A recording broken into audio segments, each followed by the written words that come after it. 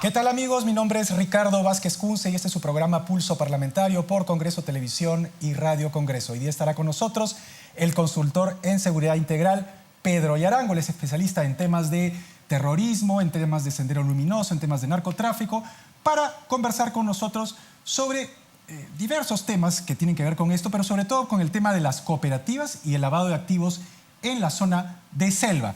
Pedro, encantado de tenerlo en el programa nuevamente. Es un placer conversar con usted. La última semana se ha debatido, ha habido un debate bastante amplio en el Congreso sobre el tema de las cooperativas. La congresista letona presentó un proyecto de ley para que éstas sean reguladas por un ente particular. La oposición, que no se sabe si es oposición o no, piensa que este tema debe ser regulado por la SBS. El hecho es que existen en los últimos 50 años aproximadamente 153 cooperativas establecidas, ¿no es cierto?, o conocidas, establecidas, que aproximadamente han movido 13.000 millones de soles en activos y 9.000 millones de soles en depósitos. Sin embargo, según la FENACREP, que es la Federación Nacional de Cooperativas del Perú, existen 400 cooperativas que, digamos, no se sabe exactamente el proceso de regularización que son. Y entonces ahí hay una especie de limbo, de sospecha. Los congresistas que de alguna manera han objetado el proyecto de la señora letona, de la congresista letona, dicen que las cooperativas se están dedicando a lavar dinero del narcotráfico, y por eso es imperativo que la SBS ingrese a fiscalizar. Usted, que es un especialista en temas de narcotráfico, sobre todo viaja mucho por la zona de selva, ¿nos puede decir si esa afirmación de que las cooperativas mueven y lavan dinero en el narcotráfico es cierta o digamos, tiene matices? Hay una presunción, o sea, yo diría que existen algunas cooperativas, pero otras no. Por ejemplo, en zonas de selva existen desde más o menos desde el año 75 cooperativas de productores, que son, cuyos miembros son los mismos cafetaleros, los mismos cacauteros, y que del 75 hasta más o menos 79 se dedicaron a la exportación, por ejemplo, en el boom del café. Ellos, por ejemplo, no tienen esa función, pues, de lavar dinero, ¿no? Claro, ellos tienen una especie de, digamos, de comercialización, más en el aspecto de la comercialización, pero hay otros tantos que efectivamente han masificado el funcionamiento de sus oficinas, y los narcotraficantes tampoco dicen, pues, que están lavando, ¿no? Entonces, ¿qué ha pasado? En algunos atestados que he leído, por ejemplo, han habido casos en que los narcotraficantes, después de amasar fortuna, digamos, en Lima o en el norte del país, que son los puertos más importantes, entonces depositan en diferentes bancos, pero también depositan en diferentes cooperativas para retirarlos a la semana. O sea, al mes por lo menos tienen 3 o 4 movimientos económicos, y en suma se estamos viendo de 50.000 a mucho más. O sea, mucho más que estas cooperativas, estas 153 cooperativas, digamos, formales y conocidas, que en 50 años han, tenido depósitos por 9.000 millones y activos por 13.000. Usted me está hablando de 50.000 millones. Hay montos así bastante considerables, y eso están en los atestados policiales, y que no solo utilizan las cooperativas, sino también los bancos. Por ejemplo, la mayoría de los bancos no funcionan directamente en la selva. En el caso de Tarapoto, por ejemplo, solamente está el Banco de la Nación. En la parte igualmente de Ucayali, en la capital sí existen varios bancos, pero no en el interior. Entonces, hasta la capital depositan en diferentes bancos, pero también en cooperativas. A ver, vamos entonces a ver el caso de los bancos y las cooperativas. ¿Usted tiene idea de cuántas cooperativas hay en el Braem, por ejemplo? Es decir, para tener una idea... Me parece que superan hasta las 100 cooperativas en el Braem. 100 cooperativas en el Braem. Así es. ¿A usted eso le parece que para la zona es, digamos, una cifra lógica, pertinente? No, de ninguna ¿O eso es el indicio de que hay algo ahí? De ninguna manera, o sea, de hecho, por debajo hay cosas, ¿no? Por ejemplo, en Ayacucho se ha constituido una cooperativa, me parece, en el 2006, ¿no? Cooperativa de los Trabajadores, cuyos socios eran efectivamente trabajadores de una determinada, de dos determinados mercados, ¿no? Que funcionaba muy bien, pero de pronto llega hacia el BRAE y empieza a crecer de noche a la mañana. Pero no solo eso, sino que a todos aquellos que aportaban empezó a regalar motocicletas, televisores, lavadoras, tanto en la parte de la ciudad como en la parte de la selva. Eso no se producía antes. No, nunca jamás se producía eso. O sea, las cooperativas sacaban promociones, pero anuales. Por ejemplo, sorteaban automóviles, pero ya regalaban mensuales. Y tanta cantidad de sus socios, pues obviamente con motocicletas cuyo costo pues seguramente superaría los 4 o 5 mil soles, ¿no? Ahora, eso que usted está mencionando, evidentemente para cualquiera es un indicio de que si de la noche a la mañana hay un crecimiento exponencial de riqueza... Eso era otro CLAE. Sí, y digamos, las autoridades, la Fiscalía, el Poder Judicial, la Policía... no tomaron nota, digamos, o no tienen los instrumentos como para fiscalizar eso que es tan obvio? Hace 3 años más o menos, eso sí, justamente por esos movimientos, por esos indicios, intervino el Ministerio Público, la Policía Especializada, y obviamente han demostrado que efectivamente por dentro se manejaban millones. Prueba de ello es que casi todos los dirigentes de esa cooperativa ya están en los penales, y la cooperativa actualmente ya no funciona. Ok. Pero la suerte de esta cooperativa más o menos pasaron 2 o 3 más, pero las demás continúan, ¿no? ¿Y esas otras que continúan, cuántas son de esas que usted ha mencionado? Uy, eso ya, porque a cada paso están apareciendo, no solo es en el BRAE, o sea, es en los corredores del narcotráfico, más, o sea, si hablamos de Ayacucho, está en el BRAE, está en el mismo Ayacucho, está en la parte de Andahuaylas, Chincheros, está en Abancay, está en la parte de Cusco. O sea, por todos los corredores, por la parte de Satipo, por ejemplo, por la parte de Ucayali, por Tingo María. Escogen exactamente los corredores del narcotráfico y ahí es donde empiezan a surgir de noche a la mañana.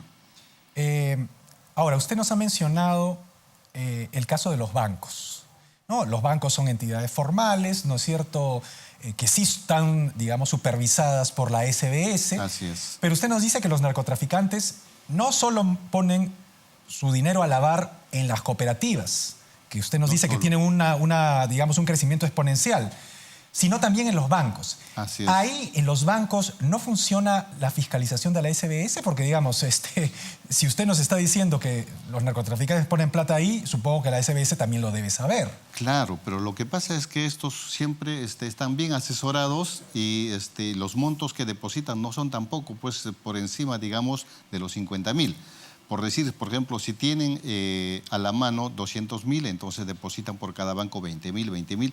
No solo depositan una persona, sino depositan varios en diferentes cuentas y eso lo retiran en la capital, por ejemplo, de la región. Y desde la capital de la región utilizan ya diversas modalidades. Básicamente, por ejemplo, traslados utilizando a diversas personas como negociantes. Y en el mayor de los casos, cuando hay funcionamiento de estas cooperativas, efectivamente también hacen en las cooperativas, ¿no? Lo que usted nos quiere decir es que es imposible fiscalizarlas, porque digamos, si cada uno deposita un pucho permitido por ley y en ese caso la SBS no puede hacer nada, la pregunta es, bueno, ¿y qué se tiene que hacer para que, digamos, eso no suceda? Efectivamente, o sea, digo que, digamos, por el momento a lo mejor es imposible de fiscalizar porque eso es un trabajo de hormiga, ¿no? Pero no dudo que con el tiempo se pueda fiscalizar esas cosas porque es cuestión de localizar a las personas que tienen ese tipo de depósitos y lo hacen, al mes lo hacen 4 o 5 depósitos. Y los retiros son en 5 o 6 días, o sea, no son depósitos que duran ni siquiera 2 semanas. Claro, no ponen la plata para ahorrar, porque digamos, si no, no la sacarían a la semana, ¿no? Simplemente como medio para desviar de un sitio hasta otro, ¿no? Entonces, si retiran en el BRAE es para comprar droga y después viene la droga, insumos, claro, ¿no? Venden y nuevamente vuelven a depositar utilizando la misma modalidad, ¿no? Ahora, una pregunta que se cae de madura de lo que usted está afirmando. Acá en el Congreso digamos, la polémica sobre las cooperativas se suscitó precisamente porque varios congresistas, como dijimos al inicio del programa, dicen que la SBS tiene que fiscalizar a las cooperativas precisamente para que no se lave dinero. Ahora, usted nos está diciendo que la SBS ni siquiera puede fiscalizar, ¿no es cierto?, a los bancos, que sí están supeditados a la SBS. Entonces la pregunta es, si la SBS no puede, digamos, fiscalizar a los bancos, ¿cómo va a fiscalizar a las cooperativas? Claro. Si de alguna manera las cooperativas seguramente seguirán el mismo principio que tienen con los bancos. Claro, sin embargo hay que tener en cuenta que creo que en la SBS sí se están especializando, no solo en la fiscalización de los bancos, sino también adecuándose a los nuevos retos de la ciencia y la tecnología, porque finalmente es eso, ¿no? Para poder fiscalizar. Yo diría que por ese lado tendríamos gente con mayor experiencia. Ahora, pretender a fiscalizar de una forma mucho más autónoma, yo creo que sería mucho más difícil, ¿no? Entonces lo que usted nos quiere decir es que si el Congreso aprueba finalmente que la SBS, a través de la FENACRE, porque esa es la idea, ¿no?, que la SBS a través de la FENACRE fiscalice las cooperativas, ¿no es cierto?, las audite, las fiscalice, eso no va a ser que inmediatamente se termine el lavado de dinero. Por supuesto que no. Porque como si usted nos dice, ni siquiera lo pueden con los bancos, va a demorar un buen tiempo a que se adapte la tecnología, se especialicen y fiscalicen 400, ¿cuántas cooperativas pues habrá en toda esa zona, ¿no? O sea, la única forma de fiscalizar es identificando a esas personas que tienen depósitos dudosos, continuos. Eso es un trabajo de hormiga, es un trabajo, digamos, de detective. Es un trabajo de hormiga, de efectivamente. Inteligencia. De inteligencia. Ahora, la policía lo puede hacer, pero no tenemos tanta cantidad de policías tampoco, ¿no? O sea, no solamente es cosa de la SBS. No solo es cuestión de la SBS, o sea, ahí tiene que haber una fiscalía especializada, también la policía. Tenemos policía especializada, pero no son muchos, pues. Tampoco se abastecen. Entonces tienen que hacer prácticamente trabajos de hormiga, salvo en los casos ya cuando exceden, entonces inmediatamente ponen el ojo y luego empiezan a investigar.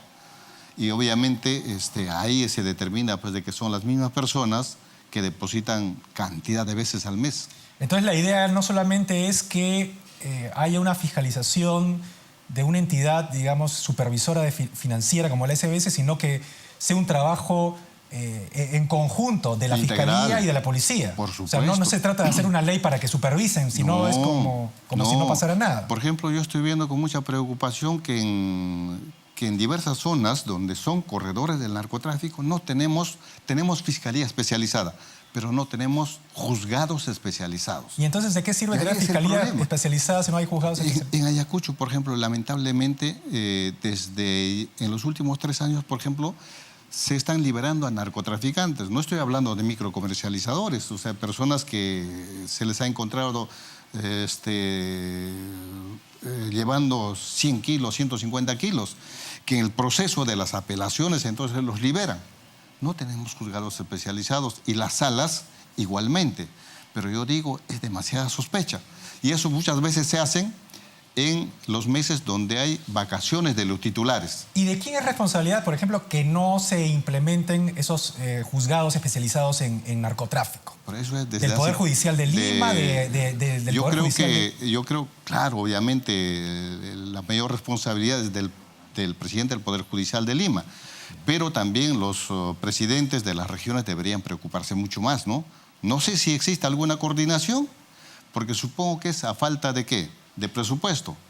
Pero digamos, ese es un tema álgido, ¿no? Es decir, el narcotráfico, el lavado de dinero y digamos, el sendero luminoso y el terrorismo que todavía flota por ahí es un tema, digamos, que debe merecer la mayor atención del Poder Judicial. Por supuesto, si tenemos una fiscalía especializada, tenemos una policía especializada, no hay juzgado, pero en el juzgado tenemos una coladera. Entonces eso es una preocupación general. Bueno, señor Duberly Rodríguez, presidente del Poder Judicial, está escuchando acá que no hay juzgados especializados en narcotráfico, en lavado de activos en toda esta zona del Braem. Usted tendrá algo que decir al respecto. Esperemos que se pronuncie pronto.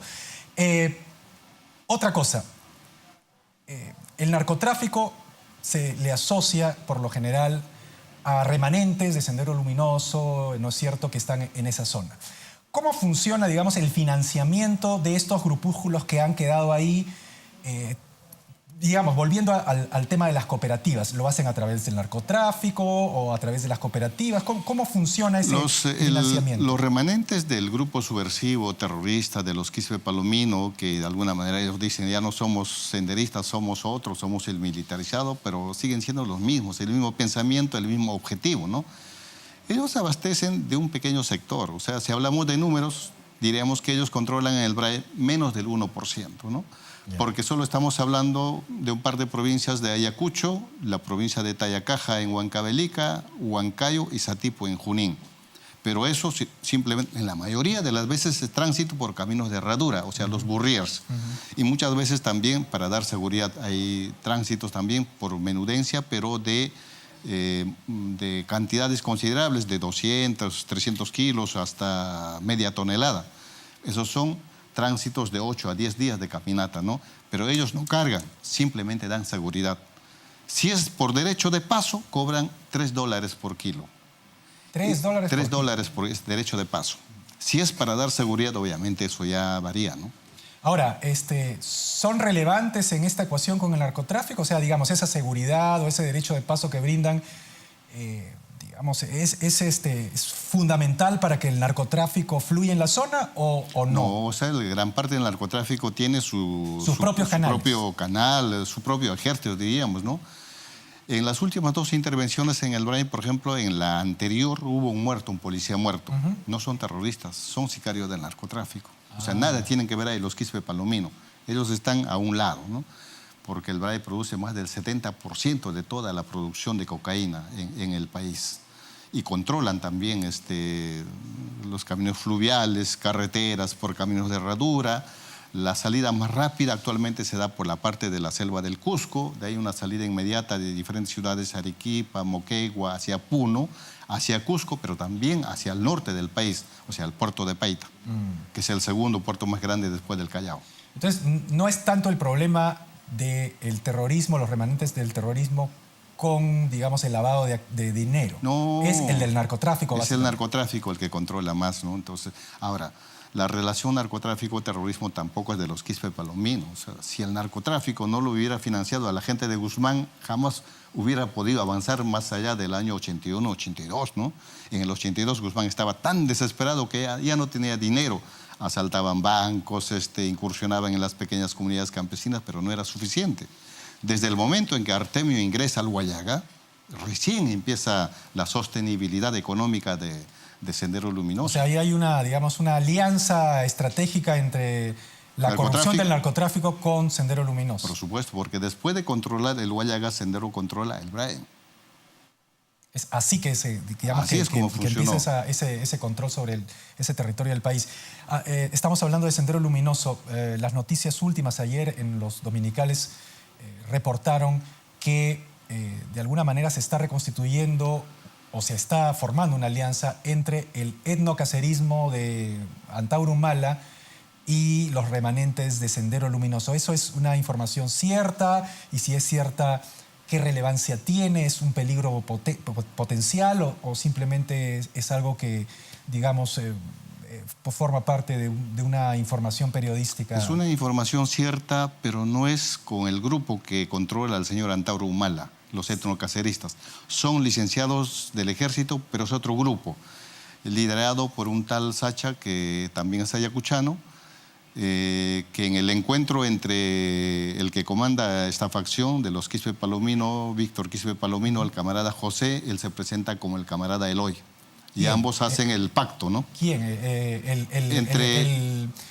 ¿Cómo se llama el reservista? El reservista que se autodenomina Sacha, o a veces como Eloy. Entonces él, acompañado de sus reservistas, hace un pacto con los Quispe Palomino. ¿Y cuál es el pacto? O sea, ¿qué función tiene ese pacto? ¿Es un pacto político? De acuerdo a lo que económico? sí, efectivamente, más es pacto político, porque Víctor Quispe Palomino ahí públicamente anuncia, dice que Sacha o Eloy se encarga de las relaciones nacionales e internacionales. Es decir, quiere llegar a más grupos, a más personas a nivel nacional, pero también el contacto internacional.